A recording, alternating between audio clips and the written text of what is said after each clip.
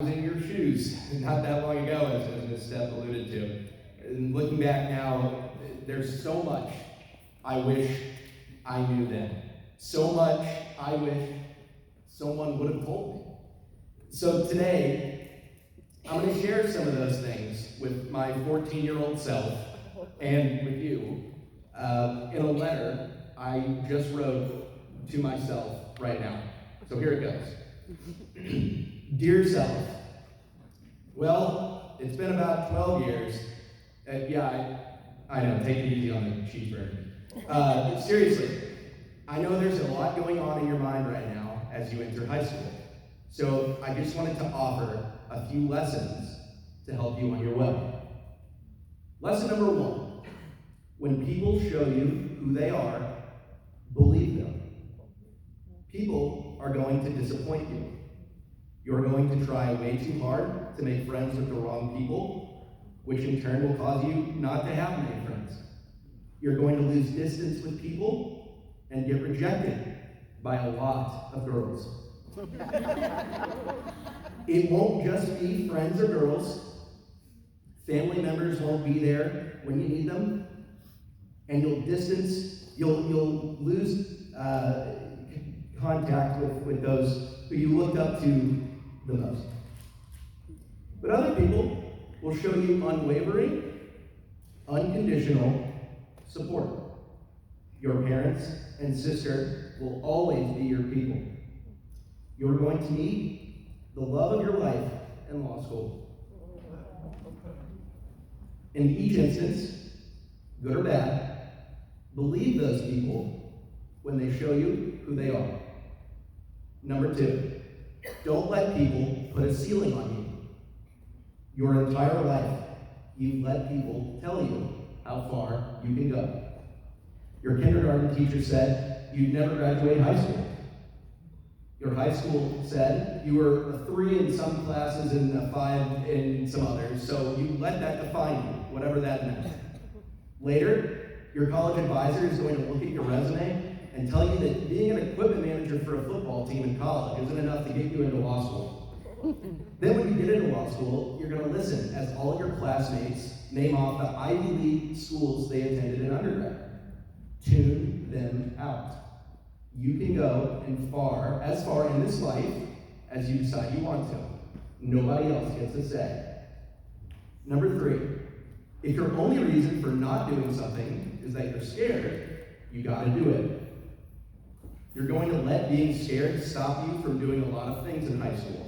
You're going to be too scared to ask your crush to the school dance, and you'll regret it. You'll be too scared to join that after-school club, and you'll regret that too.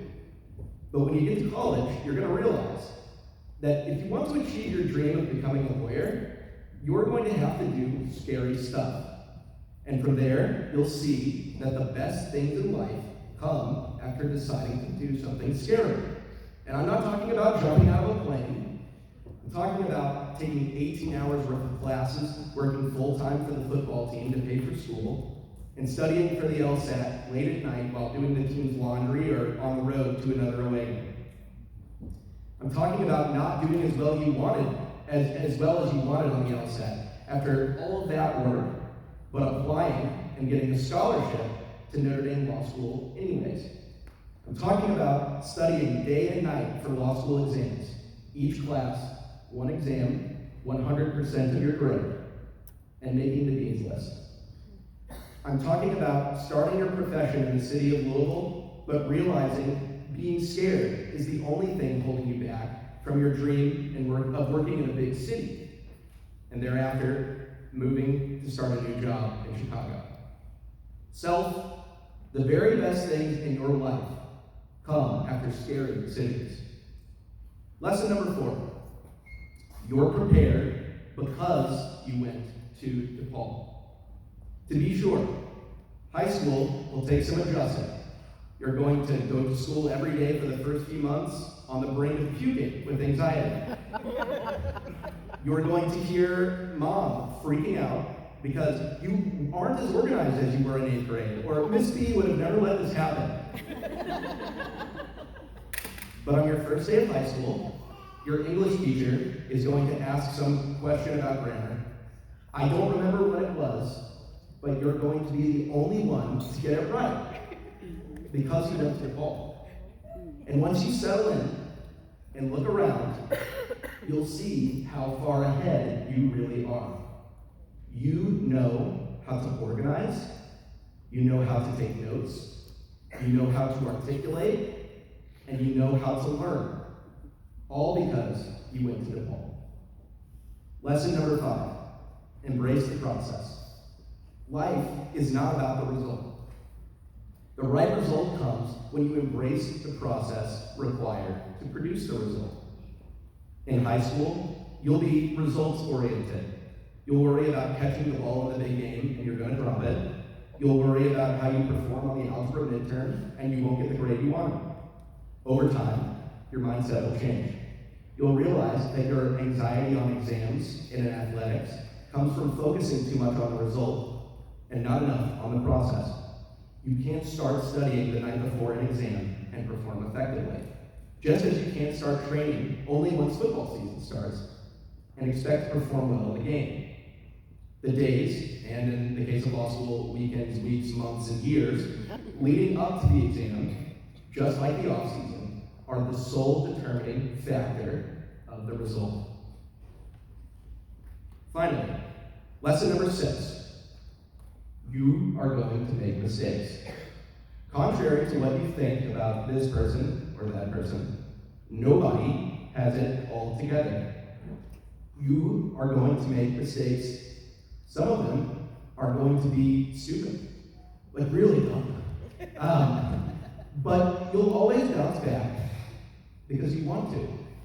Like in freshman football practice. You'll never be able to catch the ball or run the right play. You'll be last on the depth chart, and the coach won't even bother to learn your name. But by the time you're a senior, you'll be a starter. You'll make mistakes in studying for your law school exams or the bar, but you'll still graduate and you'll still be a lawyer. Mistakes are going to sting. You'll never stop making them. Own them, fix them if possible, but don't let them define you. I know this is a lot of information, and you've got a long road ahead. But try to remember at least one or two of these lessons. Otherwise, you're probably going to have to learn them the hard way. Thank you.